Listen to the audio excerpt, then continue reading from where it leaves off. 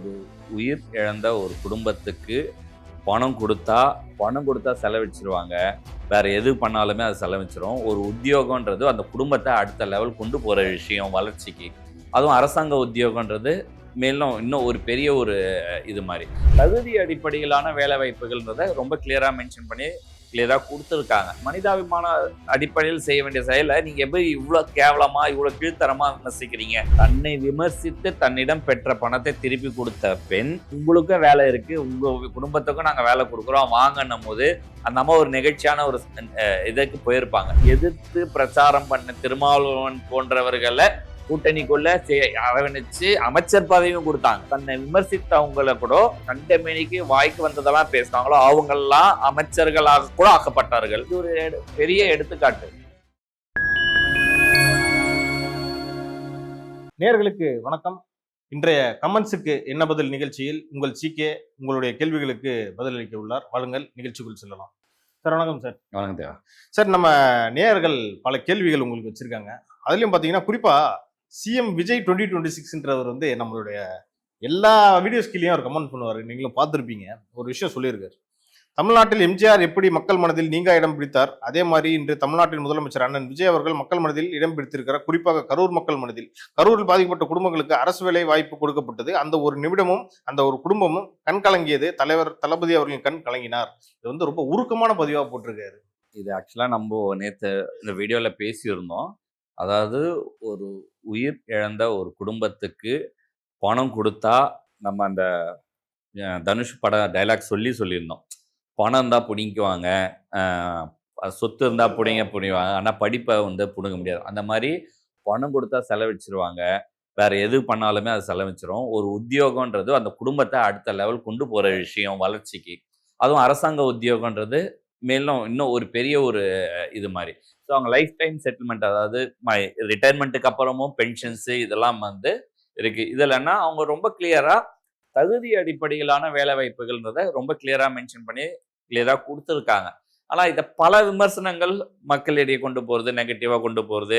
இதுக்கு நம்ம ஏற்கனவே சொன்ன மாதிரி அந்த டிஎன்பிஎஸ்சி எக்ஸாம் எழுதுறவங்களுக்கெல்லாம் பதவி போயிடுதுன்ற மாதிரி ஒரு விஷயம். எத்தனை டிஎன்பிஎஸ்சி எக்ஸாம் எழுதி இன்டர்வியூ அட்டன் பண்ணி பணம் கொடுக்க முடியாம வேலை வாங்க முடியாம போனவங்க எத்தனை பேர், எத்தனை லட்சம் பேர், எத்தனை ஆயிரம் பேர் இருக்காங்க தெரியுமா? உதாரணத்துக்கு கேஎன்ஆர் ஊழலே இருக்கு. ஊழல் ஏற்கனவே அது கேஸாவும் ஆயிடுச்சு.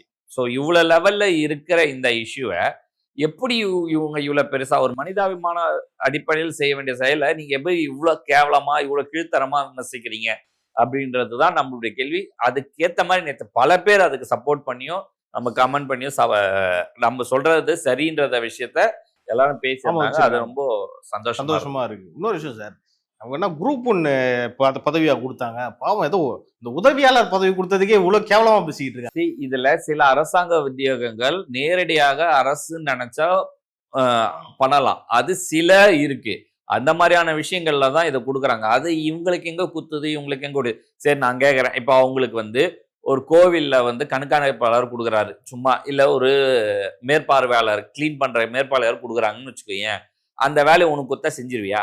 குரூப் 1 எக்ஸாம் எழுதுறோம், டிஎன்பிஎஸ்சி எக்ஸாம் பொசிஷனுக்கு வேலை டார்கெட் பண்ற, அதையும் இதையும் கம்பேர் பண்றீங்க. மக்களுக்கு இப்போ நீங்க இந்த மாதிரி கமெண்ட் கொடுக்கறதுனால மக்கள் எல்லாம் கேட்டு நம்புவாங்கன்னு நீங்க நினைச்சீங்கன்னா உங்களுடைய முட்டாள்தனமான விமர்சனம்ன்றதை நான் திருப்பி பதிவு பண்றேன். சிறப்பு சார். அடுத்த ஒரு கமெண்ட் சொல்றேன். எஸ்தர் ராணி நம்ம நேர் ஒருத்தவங்க கமெண்ட் பண்ணிருக்காங்க. என்னன்னா, 20 லட்சம் பணத்தை திருப்பி அனுப்பிய பெண், அதாவது அப்ப இப்போது அரசு வேலையை வாங்கியது எப்படி அப்படின்ற ஒரு சந்தேகத்தை எழுப்பியிருக்காங்க. நான் இதுதான் சிஎம் விஜய் அவர்களுக்கு இந்த ஆட்சியை பத்தின ஒரு தராசு வைக்க வேண்டிய இடத்த இங்கதான் நான் சொல்றேன். என்னன்னா, தன்னை விமர்சித்து தன்னிடம் பெற்ற பணத்தை திருப்பி கொடுத்த பெண் தன்னிடம் வேலை, அதாவது அவங்க கேட்கல, இக்னோர் பண்ணி கூட இருக்கலாம். ஆனா இவங்க நான் வேலை கொடுக்குறேன்னு உடனே அவங்க இன்னைக்கு ஃபீல் பண்ணியிருப்பாங்க. மேபி நான் அன்னைக்கு நான் பண்ண விஷயத்த ரெக்ரெட் பண்ண, நான் ஃபீல் பண்ண தப்பு தான் அப்படின்னு ஃபீல் பண்ணியிருப்பாங்க. ஆனா தயங்கி இருப்பாங்க கேட்கறதுக்கோ பேசுறதுக்கோ. அந்த தயக்கத்தை உடைச்சி நேரடியா உங்களுக்கும் வேலை இருக்கு, உங்க குடும்பத்துக்கும் நாங்க வேலை கொடுக்குறோம் வாங்கன்னும் போது அந்த அம்மா ஒரு நெகிழ்ச்சியான ஒரு இதற்கு போயிருப்பாங்க. இதுதான் விஷயம். இதுதான் முதலமைச்சர் ஜெயிச்ச உடனே ஸ்டாலின் வீட்டுக்கு போனதோ எல்லாரும் வீட்டுக்கு போனதுக்கான ஒரு ரீசன். அதே மாதிரி எதிர்த்து பிரச்சாரம் பண்ண திருமாவளவன் போன்றவர்களை கூட்டணிக்குள்ள அரவணைச்சு அமைச்சர் பதவியும் கொடுத்தாங்க. சோ இந்த பாலிடிக்ஸ் வந்து யார் பண்ணுவா? தன்னை விமர்சித்தவங்களை கூட இத ஜெயலலிதாக்கு சொல்லுவோம். நம்ம 91 96 பீரியட்ல அங்க எம்ஜிஆருக்கு மாறும்போது ஜானகி ஜெய அணி போகும்போது யாரெல்லாம் எதிர்த்து கண்டமேனிக்கு வாய்க்கு வந்ததெல்லாம் பேசினாங்களோ அவங்கெல்லாம் அமைச்சர்களாக கூட ஆக்கப்பட்டார்கள். காளிமுத்து அவர்களை வந்து ஸ்பீக்கராகவும் அறிவிச்சாங்க. அந்த அளவுக்கு கொண்டு போனாங்க. சோ அது அந்த பண்பட்ட ஒரு மேன்மையான ஒரு அரசியல் வந்து திரு முதலமைச்சர் விஜய் அவர்கள் செய்யறாருன்றதுல எந்த மாற்றமும் இல்லை. அதுக்கு சிறந்த எடுத்துக்காட்டு இதுன்னு நான் சொல்றேன். ஏன்னா இவங்க வந்து அவங்களால தலைவர்கள் அவங்க கிட்ட பண்ணும்போது பேர் கிடைக்கிறது இல்ல. இது வந்து ஒரு பாதிக்கப்பட்ட நம்ம அதை யாரும் கேட்க போறதே கிடையாது. விமர்சிச்சா கூட அவங்க தான் வேணான்னு சொன்னாங்க, கொடுக்கலன்னு சொல்லிட்டு போயிடலாம். ஆனா அங்கேயும் அவங்க வந்து இறங்கி அதை செஞ்சாங்கன்றது தான் நான் வரவேற்கிறேன். விஜய் அவர்களுடைய கருணை உள்ளம் இதுல தெரியுது. நான் அதான் சொல்றேன், அதோடைய உள்ளம் தான் நான் சொல்றேன். அமைச்சர் நம்ம கூட வந்து எந்த அளவுக்கு செயல்பட்டாருன்ற நம்ம கூட எப்படி இருந்தாங்கன்றத நம்ம சொல்லியிருக்கோம். இது வந்து இது ஒரு பெரிய எடுத்துக்காட்டு. சார் அடுத்த கமெண்ட்ஸ்க்கு வந்து நம்ம நேர் முண்டாசு பாரதின்றவரு ஒரு கமெண்ட் போட்டிருக்காரு. என்னன்னா, திருமாவளவனும் ஸ்டாலினும் ஏதோ பெரிய சூழ்ச்சியை செய்துவிட்டது தான் திருமா இங்க வந்து வந்திருக்கிறார். அதை வைத்து ஸ்டாலின் மிரட்டுவதாக தெரிகிறது. அதுதான் பச்சொந்தியாக மாறுகிறாரா அப்படின்ற ஒரு சந்தேகத்தை எழுப்பியிருக்காரு. இந்த சந்தேகம் முதல்ல எழுப்புனது நம்ம தான் நான் நினைக்கிறேன். திருமாவளவனை நம்பக்கூடாதுன்றதுக்கு 100% 100 பாயிண்ட் இது வரைக்கும் நம்ம வீடியோவில் பேசியிருக்கோம். அன்னைக்கு அதாவது ஆட்சியில் அவர் கூட்டணியில் சேர்க்கும் போது நம்ம விமர்சித்தோம். தொடர்ந்து விமர்சித்து இருந்த போது கூட டிவிகேவின பல பேர் நம்மளுமே விமர்சிச்சாங்க. நீங்க சொல்ற தப்பு அப்படி இப்படின்னு நிறைய விஷயங்கள் சொன்னாங்க. அந்த கமெண்ட் புரிஞ்சுக்கிட்டேன். ஆமா, அவங்க எல்லாரும் இப்ப வந்து அண்ணா நீங்க சொன்னது கரெக்ட் தான், அவரை நம்ப கூடாதுன்னு தான் அப்படின்ற ஒரு கண்ணோட்டத்துல வராங்க இல்லையா? ஸோ இது வந்து நம்ம திருமாவளவனை எந்த ஒரு பர்சனல் அஜெண்டால இருந்து நம்ம விமர்சிக்கல. அவருடைய செயல்பாடுகளை காலங்காலமா 25-30 வருஷமா நம்ம அவரத ஃபாலோ பண்ணியிருக்கோம். அந்த பார்த்ததுல இருந்து நம்ம சொல்றோம். ஓகேவா? ஜெயலலிதா அவர்கள் 2001 கூட நிக்க வச்சு தூக்கி 2006 நினைக்கிறேன். அதுக்கப்புறம் தோத்தாங்கன்னு கழட்டி விட்டுட்டு நேரா போய் திமுக கூட போய் கூட்டணி வச்சிங்க. அன்னைக்கு தொடர்ந்த கூட்டணி இன்னைக்கு வரைக்கும் தொடருது. நடுவுல ஒரு மக்கள் நல கூட்டணி நடுவுல போனாரு. அது தவிர மீதி எப்பவுமே திமுகவுடைய ஃபாலோஅப்ல அன்னைக்கு அவ்வளவு மரியாதை கொடுத்தாங்க. அதாவது இன்னைக்கு அவர் பேசுறாரு, எனக்கு பக்கத்துல வந்து சேரு கூட ஒரு சேரை விட்டுதான் அமைச்சரோ உட்காருவாங்க. அந்த தீண்டாமை திமுக இன்னைக்கு வரைக்கும் கடைபிடிச்சிட்டு. அப்படி சொன்ன நீங்க உங்க பக்கத்துல சிஎம் அன்னைக்கு சிஎம் இருந்த ஜெயலலிதா அவர்கள் அவங்க சேர் மாதிரியே ஒரு சேர்ல உட்கார வச்சு பக்கத்துல உட்கார வச்சாங்க. உங்க கையை பிடிச்சி தூக்குனாங்க. அவங்களுக்கு கொடுத்த மரியாதை. அதனாலதான் நீங்க அன்னில இருந்து இன்னைக்கு வரைக்கும் எழுந்துக்கவே முடியல. உங்களுடைய அரசியல் நீங்க யாருக்காக வந்தீங்க, எதுக்காக வந்தீங்க? உங்க தாழ்த்தப்பட்ட மக்களுக்காக, அவங்களுடைய தீண்டாமை ஒழிக்கிறதுக்காக வந்தீங்க. கடைசியில எங்க செயல்பட்டீங்க? 2 பேருக்கும் நாங்க வந்து சிறுபான்மையர் மக்களுக்காக போராடுறேன்னு கிறிஸ்தவ முஸ்லிமுக்காக போயிட்டீங்க. நீங்க யாருக்காக கட்சி ஆரம்பிச்சீங்க? யாரும் உங்களை ஆதரிச்சு வந்தாங்களோ அவங்களை நத்தாட்டுல விட்டுட்டு போனீங்க.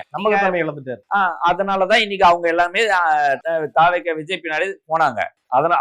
அதுக்காக பயந்துதான் நீங்க அவரு பின்னாடி போறீங்கன்றதுதான் என்னுடைய மேற்கோள். பட் திருமாவளவன் அவர்கள் என்னைக்குமே ஒரு லாயல்ட்டியாவோ ஒரு ரியாலிட்டியாவோ நடந்துக்கிறாரான்னா இல்ல. அந்த விமர்சனம் அது நேரடியா அவர் எங்கிட்ட உட்காந்து பேசினா கூட நான் அதுக்கு கவுண்டர் கொடுக்கறதுக்கு நம்ம தயார். அவரை நம்புறதுக்கு நம்ம நம்பாம இருக்கலாம். இப்போ கூட நம்ம இன்னைக்கு நேத்து ஒரு மேடையில பேசியிருக்கிறாரு, நம்ம பேசினா மட்டும் தப்புன்றாங்க. அது எப்படி தோத்தவனும் ஜெயிச்சவனும் மட்டும் உடனே மறுநாளே போய் ஒன்னா பாக்குறீங்கன்னு ஒரு அத அரசியல் நாகரிகம்னு பெருமை பேசின இந்த வாய் இன்னைக்கு அதே வாய் மாத்து. ஏன்னா அவரை விமர்சிக்கிறாங்க. ஏன் பாமக உள்ள வந்து நம்மள வெளியே அனுப்ப பாக்குறாங்கன்ற பயமா? அதுக்கு வெளியே அனுப்புறதுக்கு அவங்க நினைச்சாங்களா இல்ல நீங்க துடிச்சிங்களா? உங்களுடைய பேச்சுனால ஸ்திரத்தன்மை இல்லாத ஒரு தலைவரை வச்சுட்டு நம்ம எப்படி இருக்குன்றதுனால தானே மாற்றுக்கு யோசிக்க ஆரம்பிக்கிறாங்க. அப்போ உங்களுடைய செயல்பாடு தானே உங்களுடைய தோல்விக்கு காரணம். அது நீங்க புரிஞ்சு நீங்க நடந்துக்கிற வரைக்கும் இப்படிதான் இருக்கும். அதே நிகழ்ச்சியில இன்னொரு விஷயமும் கேட்டிருந்தாரு சார். அதாவது கேரளால பாத்தீங்கன்னா காங்கிரஸும் கம்யூனிஸ்டுமே பாஜக எதிர்ப்புல ஒரு லைன்ல நிக்கிறாங்க. அதே மாதிரிதான் தமிழ்நாட்டுல தாவேகாவும் திமுக நிக்கிறதுல என்ன தப்பு அப்படின்னு கேக்குறேன். சூப்பர். ஆனா கூட்டணி இன்னைக்குமே வச்சது இல்லையா? அவங்க காங்கிரஸும் கம்யூனிஸ்டும் கூட்டணி வச்சுனா கம்யூனிஸ்ட ஜெயிக்கிறாங்க. இன்னைக்கு திமுக காங்கிரஸுக்கு எதிர்ப்பு கம்யூனிஸ்ட், கம்யூனிஸ்டுக்கு எதிர்ப்பு காங்கிரஸ். அங்க இங்க அதேதான். நான் ஏன் உங்க கூட நாங்க தனியா நின்னுக்கிறோம், நாங்க ஜெயிக்கிறோம், நாங்க யாருக்கு ஆதரவு கொடுக்கணும்னு நினைக்கிறோமோ அதெல்லாம் நாங்க பண்ணோம். அதை நீங்க முடிவு பண்ணக்கூடாது. உங்களுடைய பர்சன்டேஜ் என்னமோ உங்க கட்சியுடைய கொள்கையோ உங்களுடைய கோட்பாடு முடிவு பண்றதுதான் உங்களுடைய வேலை. அடுத்த கட்சி எப்படி நடக்கணும், எப்படி போகணும், அதை பத்தி உங்களுக்கான வேலை கிடையாது. நீங்க போய் திமுகவை வந்து இதுக்காக நீங்க வாங்க சேர்ந்தா திமுக உங்களை சேர்த்துருவாங்களா? முதல்ல போய் திமுகல உதயநிதி ஸ்டாலின் கிட்ட சொல்லுங்க, ஐயா நாங்க விஜயும் சேர்த்து நம்ம நிக்கலான்னு, முதல்ல வெளியே போங்கன்னு அனுப்பிச்சு விடுவாங்க. சோ உங்களுடைய பேச்சு சுதந்திரம் இருக்கிற இடத்த தேவையில்லாம நீங்க இழந்து, தேவையில்லாம விமர்சிச்சு, தேவையில்லாம கெட்ட பேர் வாங்கிட்டு இருக்காரு. அதை அவர் தவிர்க்கணும். ஏன்னா இதுக்கப்புறம் அவருக்கான பெரிய அரசியல் எதிர்காலம் கிடையாது. இருக்கிறத ஒப்பேத்தாவது அட்லீஸ்ட் நீங்க நாளைக்கு யாராவது எம்எல்ஏ ஒரு பதவி கேட்டா கூட இல்ல ராஜினாமா பண்ணி கூட நிக்க வச்சு ஜெயிச்சா கூட வன்னியரசு பதில் உங்களுக்கு அந்த அமைச்சர் பதவி கூட அவங்க தயாரா இருந்திருப்பாங்க. நீங்க தேவையில்லாத அரசியல் பண்ணி தேவையில்லாம கெட்ட பேர் வாங்கி இருக்கதும் போது நல்ல கண்ணான்னு நான் பண்ண போறீங்க. இதுதான் நடக்க போகுது. லாஸ்ட்ல பெருசா கெத்து காட்டுறேன்னு நினைச்சிட்டு இருக்கிறத கோட்டை விட்டு போயிட்டே இருப்பாங்க. சார் அடுத்து ஒரு முக்கியமான கேள்வி, அதேதான் சிஎம் விஜய் 2026 அவர் தான் வந்து மறுபடியும் கேட்டிருக்காரு. என்னன்னா செந்தில் பாலாஜியும் அவருடைய சகோதரர் அசோக் குமாரும் கைது செய்யப்படவில்லை, தலைமறைவாக இருந்தார்கள், ஒருவேளை காவல்துறை உதவியதா அப்படின்ற கேள்வி வைக்கிறார். கண்டிப்பாக உதவி இருக்கும், இதுல எந்த மாற்றமும் இல்லை. ஏன் உதவி இருக்குன்னா நம்ம ஏதோ அவங்களை குறை சொல்றோம் அப்படின்ற எண்ணங்கள் இல்லை. நான் இப்போ தேவாவோ நானும் தேர்தலுக்கு முன்னாடி வரைக்கும் ஒன்னா வேலை பார்த்துருக்கேன். ஓகேவா? நாளைக்கு தேர்தலுக்கு அப்புறம் தேவா வந்து வேற ஒரு தலைமைக்கு கீழே போயிடுறாரு. இருந்தாலும் இந்த பாசம் சும்மா இருக்காது. ஸோ நாளைக்கு எனக்கு ஏதோ ஒரு ஆபத்து வரப்போகுது எனக்கு தெரியுதுன்னா, தேவா அண்ணன் இந்த மாதிரி ஒரு பிரச்சனை, நீங்க சூதானமா இருந்துக்கோங்கன்னு சொல்றது வந்து யதார்த்தமான ஒரு இதுதான். பட் இவர் இந்த விமர்சனத்தை எதை மேற்கோள் காட்டி சொல்றாருன்னு நான் புரிஞ்சுக்கிறேன்னா, விஜிலன்ஸுடைய அருணை வந்து மேற்கோள் காட்டி பேசுறாருன்றது தான் நான் கேட்கிறேன். இருக்கலாம், இல்லாமலும் போகலாம். ஸோ அதை நம்ம ஷோஷாட்டா சொல்ல முடியாது. பட் கீழ்மட்ட காவல்துறையினரே இதை சொல்றதுக்கான வாய்ப்பு அதிகம். அவங்களே நான் வரப்போறேன் நீங்க போயிடுங்க, நீங்க இல்லைன்னு சொல்லிட்டு போயிடுறோன்றது நடக்கிறதுக்கான வாய்ப்பு அதிகம். நீங்க எழுப்பின சந்தேகம் வந்து ஏவாவெளி கேஸ்ல வந்து ரிலேட் ஆகலாம் சார். ஏன்னா டிவிஎஸ்சி அவர் மேலதான் கேஸ் ஃபைல் பண்ணாங்க, அவர் அப்பதான் தப்பிச்சு ஓடினாரு. சாரி சிகிச்சைக்கு போனாரு. சிகிச்சைக்கு போனால தப்பிச்சு போனான்னு நீ சொல்லலாம், தவறு இல்லை. ஆனா அதாவது ஒரு அமைச்சர்லாம் வெளியே போறாங்க, முன்னாள் அமைச்சர்லாம் வெளிநாடு போறாங்கன்னா அது ஒரு பெரிய ஒரு இது. 4 பேர் வருவான், அது மாவட்டத்தை கோலாச்சினவர் வேற, ஏர்போர்ட் வரைக்கும் வருவான், அண்ணன் பாய் பாய் சியூலாம் சொல்லுவான். இவருக்கே இது குடும்பத்துக்கே தெரியாம நைஸா எப்ப போனாருன்னே தெரியலன்ற ரேஞ்சில் அது முக்காடு போட்டாலாம் நான் சொல்ல பண்ணி தான் சொன்னேன். இல்ல வலிக்கு சாரி பாடி ஷேம் பண்ணக்கூடாது. கரெக்ட். ஓகே சார், பல கேள்விகளுக்கு நீங்க சிறப்பாக பதில் பண்ணீங்க. உங்க கேள்விகளுக்கும் உங்கள் பதில்களுக்கும் நன்றி சார். நன்றி.